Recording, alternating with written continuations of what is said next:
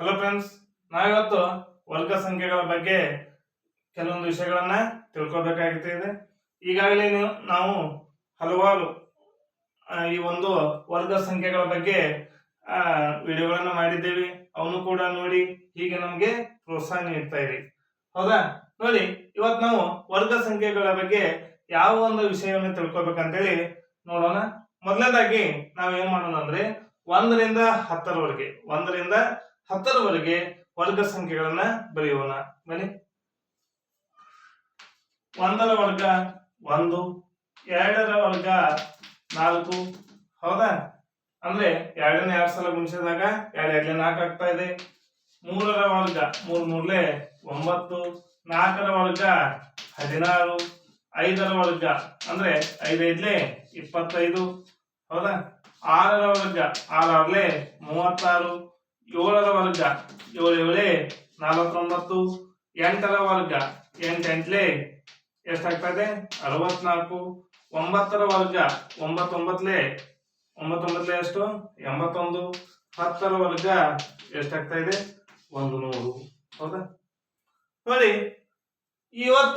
ಇವತ್ತಿನ ಒಂದು ಕ್ಲಾಸ್ ನಲ್ಲಿ ನಾವು ತಿಳ್ಕೊಬೇಕಾದಂತ ವಿಷಯ ಏನಂದ್ರೆ ನಾವು ಈಗಾಗಲೇ ಒಂದು ಶಾಲೆಗಳಲ್ಲಿ ಅಥವಾ ಕ್ಲಾಸ್ಗಳಲ್ಲಿ ತಿಳ್ಕೊಂಡಿರ್ತೀವಿ. ಏನಪ್ಪಾ ಅಂತಂದ್ರೆ ಸಮ ಸಂಖ್ಯೆಗಳು, ಬೆಸ ಸಂಖ್ಯೆಗಳು. ಹೌದಾ? ಯಾವುದಕ್ಕೆ ನಾವು ಸಮ ಸಂಖ್ಯೆಗಳಂತೇವಿ? 1 ಸಮ ಸಂಖ್ಯೆಗಳಂದ್ರೆ 2 4 6 8. ಹೌದಾ? ಬಿಡಿ ಸ್ಥಾನದಲ್ಲಿ 2 4 6 8 0 ಅಥವಾ 0 ಹೊಂದಿದ್ರೆ ಇಂಥ ಸಂಖ್ಯೆಗಳಿಗೆ ನಾವೇನಂತೀವಿ? ಸಮ ಸಂಖ್ಯೆಗಳು ಅಂತೀವಿ. ಅದೇ ರೀತಿಯಾಗಿ ಬೆಸ ಸಂಖ್ಯೆಗಳು ಬಿಡಿ ಸ್ಥಾನದಲ್ಲಿ 1 3 5 7 9. ಹೌದಾ? ಬಿಡಿ ಸ್ಥಾನದಲ್ಲಿ 1 3 9 9. ಹೌದಾ? 1 ಈ ರೀತಿಯ ಸಂಖ್ಯೆಗಳನ್ನು ಹೊಂದಿದ್ರೆ ನಾವು ಅವುಗಳಿಗೆ ಏನಂತೀವಿ? ಬೆಸ ಸಂಖ್ಯೆಗಳಂತೀವಿ. ಹೌದಾ? 2 4 6 8 10. ಹೌದಾ? ಈ ರೀತಿ ಇದ್ರೆ ಸಮ ಸಂಖ್ಯೆಗಳಂತೀವಿ. ಇಲ್ಲಿ ಏನಪ್ಪಾ ವಿಷಯ ಅಂತಂದ್ರೆ ವರ್ಗ ಸಂಖ್ಯೆಗಳಲ್ಲಿ ನೋಡಿ, 1ರ ವರ್ಗ 1 ಆಗಿದೆ, 3ರ ವರ್ಗ 9, 5ರ ವರ್ಗ 25, 7ರ ವರ್ಗ 49, 9ರ ವರ್ಗ 81.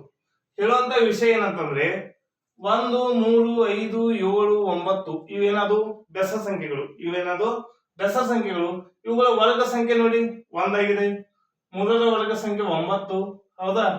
5ರ ವರ್ಗ ಸಂಖ್ಯೆ 25. ಹಾಗಾದ್ರೆ 1 9 25 49 81 ಇವು ಕೂಡ ಏನಾಗ್ತಾ ಇವೆ ನೋಡಿ.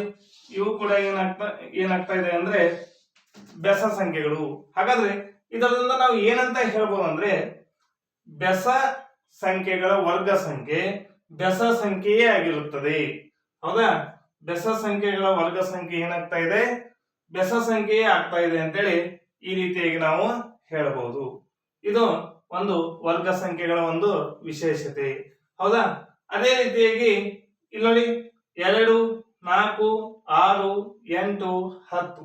ಹಾಗಾದ್ರೆ ಇವೇನದು ಸಮ ಸಂಖ್ಯೆಗಳು. ಹಾಗಾದ್ರೆ ಇವುಗಳ ವರ್ಗ ಸಂಖ್ಯೆಯನ್ನು ನೋಡಿ 4 16 36 64 100. ಹಾಗಾದ್ರೆ ಇವು ಕೂಡ ಏನಾಗಿದ್ದಾವೆ? ಸಮ ಸಂಖ್ಯೆಗಳು. ಹಾಗಾದ್ರೆ ಇದರಿಂದ ನಾವು ಏನಂತ ಹೇಳ್ಬೋದು? ಸಮ ಸಂಖ್ಯೆಗಳ ವರ್ಗ ಸಮ ಸಂಖ್ಯೆಯಾಗಿದೆ. ಹೌದಾ? 2ರ ವರ್ಗ 4, 4ರ ವರ್ಗ 16, 6ರ ವರ್ಗ 36, 8ರ ವರ್ಗ 64, 10ರ ವರ್ಗ 100. ಹಾಗಾದ್ರೆ ಇಲ್ಲೂ ಕೂಡ ನಾವೇನ್ ಹೇಳ್ಬೋದು? ಸಮ ಸಂಖ್ಯೆಗಳ ವರ್ಗ ಸಮ ಸಂಖ್ಯೆ ಆಗಿರುತ್ತದೆ ಅಂತೇಳಿ ಈ ರೀತಿಯಾಗಿ ಹೇಳೋಣ. ಅದೇ ರೀತಿಯಾಗಿ ಒಂದೆರಡು ಪಾಯಿಂಟ್ಸ್ ಕೊಡೋಣ. ಸಮ ಸಂಖ್ಯೆಗಳ ವರ್ಗ ಏನಾಗಿರುತ್ತದೆ?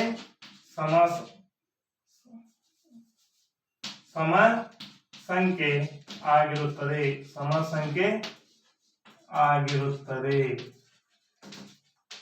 ಅದೇ ರೀತಿಯಾಗಿ ನೋಡಿ, ಬೆಸ ಸಂಖ್ಯೆಗಳ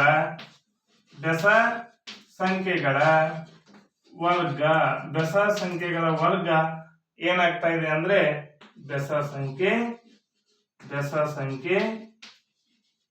ಆಗಿರುತ್ತದೆ. ಬೆಸ ಸಂಖ್ಯೆ ಆಗಿರುತ್ತದೆ. ಹೌದಾ? ಹಾಗಾದ್ರೆ ಇನ್ನೊಂದು ವಿಷಯವನ್ನು ತಿಳ್ಕೊಳ್ಳೋಣ ನೋಡಿ. ಇಲ್ಲಿ ಈಗಾಗಲೇ 10ರ ವರ್ಗವನ್ನು ಬರೆದಿದ್ದೇವೆ. 10ರ ವರ್ಗ ಎಷ್ಟಾಗಿದೆ? 100 ಆಗಿದೆ. ಹೌದಾ? ಹಾಗಾದ್ರೆ ಇಲ್ಲಿ ಏನ್ ತಿಳ್ಕೊಬಹುದು ಅಂದ್ರೆ, ಸಂಖ್ಯೆಯಲ್ಲಿ ಇಲ್ಲಿ ಒಂದೇ ಸೊನ್ನೆ ಬಂದಿದೆ, ಇದರ ವರ್ಗದಲ್ಲಿ ಏನಾಗಿದೆ? 2 ಸೊನ್ನೆಗಳು ಬಂದಿದ್ದಾವೆ. ಹಾಗಾದ್ರೆ 10ರ ವರ್ಗ ಸಂಖ್ಯೆ ಎಷ್ಟಾಯ್ತು? 100 ಆಯ್ತು. 10 ಹತ್ತಲೇ 100. ಅದೇ ರೀತಿಯಾಗಿ 100ನ್ನ ತೆಗೆದುಕೊಳ್ಳೋಣ.